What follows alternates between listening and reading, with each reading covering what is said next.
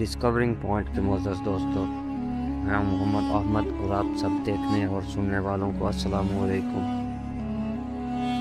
آج ہم اس شخص کے بارے میں بات کریں گے جس نے خدائی کا دعویٰ کیا تھا اور اس کے بعد اس کی لاش کو عبرت کا نشان بنا دیا گیا تھا، اور وہ سائنسدان جس نے لاکھوں سالوں بعد کی لاش کا معائنہ کیا اس کے ساتھ کیا ہوا۔ سب سوالوں کے جواب جاننے کے لیے ہماری ویڈیو کو اینڈ تک ضرور دیکھیں، اور جن دوستوں نے ابھی تک ہمارے چینل کو سبسکرائب نہیں کیا، ہمارے چینل کو سبسکرائب کریں اور بیل کا آئیکن پریس کریں تاکہ ہماری نئی آنے والی ویڈیوز آپ تک سب سے پہلے پہنچ سکیں۔ یہ واقعہ آج سے 3500 سال پہلے پیش آیا تھا۔ فرعون کے ڈوب اور مرنے کے بعد سمندر نے اس کی لاش کو اللہ کے حکم سے باہر پھینک دیا، جب باقی لشکر کا کوئی نام و نشان نہ ملا۔ مصریوں میں سے کسی شخص نے سال پر پڑی اس لاش کی پہچان کی اور اہل دربار کو بتایا۔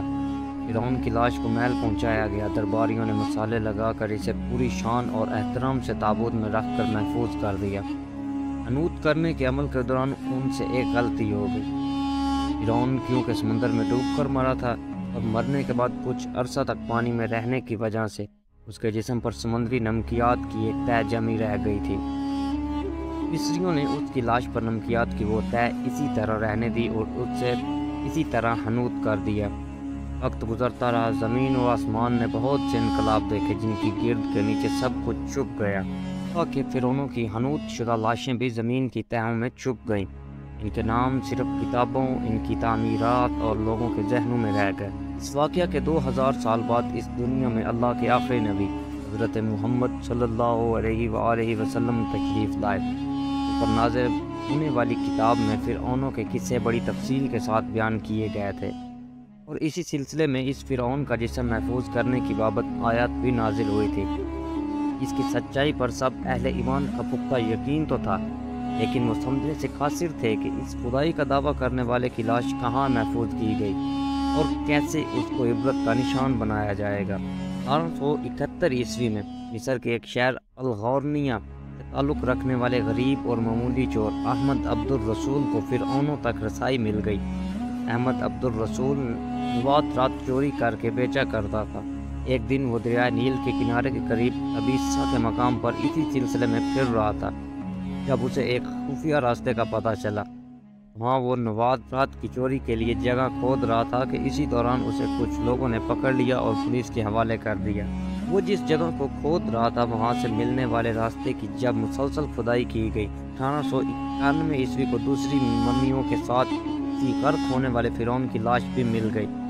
اس کے کفن پر سینے کے مقام پر اس کا نام لکھا ہوا تھا۔ ان ممیوں کو ماہرین قاہرہ لے گئے۔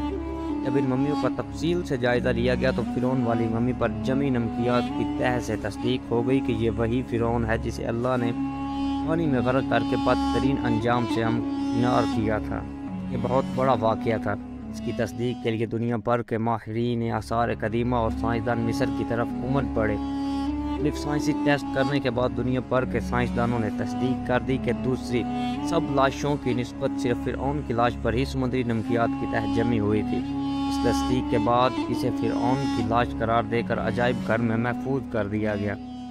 1982 عیسوی میں فرعون کی ممی خراب ہونے لگی تو اس وقت مصری حکومت نے فرانس کی حکومت کو درخواست کی کہ فرعون کی ممی کو خراب ہونے سے بچایا جائے، نیز جدید سائنسی ذرائع سے کی موت کی وجہ بھی معلوم کی جائے۔ چنانچہ مصری اور فرانسیسی حکومت نے مل کر ممی کو فرانس لے جانے کا انتظام کیا۔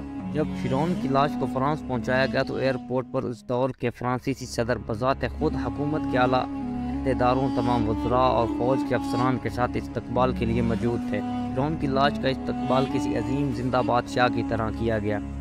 فوجی دستوں نے سلامی دی۔ فرعون کی ممی کو ماہر ڈاکٹر کی ٹیم کے حوالے کیا گیا۔ اس ٹیم کی سربراہی ڈاکٹر مورس بوکائے نے کی تھی۔ مائکروسکوپک ٹیسٹوں کے ذریعے ممی کے تمام اعضاء کا باریک بینی سے جائزہ کیا گیا۔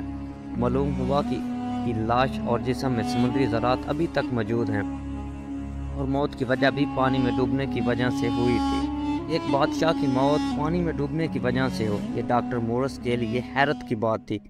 اس نے ممی کے بارے مزید جاننے کی کوشش کی تو اسے معلوم ہوا کہ اس بادشاہ کی موت کے حالات مسلمانوں کے نبی حضرت محمد صلی اللہ علیہ وآلہ وسلم پر اتری کتاب قرآن پاک میں تفصیل سے درج ہیں۔ اسے علم تھا کہ جہاں سے یہ لاش ملی ہے وہ ایک اسلامی ملک ہے، چنانچہ تجسس کے ہاتھوں مجبور ہو کر وہ مصر پہنچا۔ وہ ایک سائنسدان تھا، اس نے اس معاملے میں مصر کے ہی ایک سائنسدان سے ملاقات۔ اس سائنسدان نے قرآن پاک کھول کر اسے سورہ یونس کی آیت 90 تا 92 کا ترجمہ لفظ بلفظ سنایا۔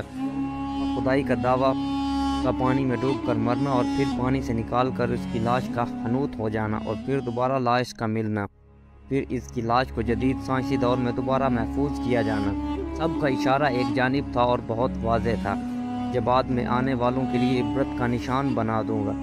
فرعون کی لاش ایسے محفوظ کر کے دنیا کے سامنے لا کر رکھ دی گئی ہے کہ انٹرنیٹ کی ایک کلک پر، رسائل اور جرائد پر، ٹی وی چینلز پر اور عجائب گھر میں اربوں انسانوں کی آنکھوں کے سامنے ریا اور ہچ کی قابل ترس حالت میں موجود ہے، عبرت کے لیے، سوچنے کے لیے کہ عبادت کے لائق اور ہمیشہ رہنے والا وہی ہے جو سب کا خالق اور رازق ہے۔ ڈاکٹر مورس نے آیات کا ترجمہ سنا تو اسی وقت پکار اٹھا، قرآن سچا ہے، کلمہ پڑھا اور مسلمان ہو گیا۔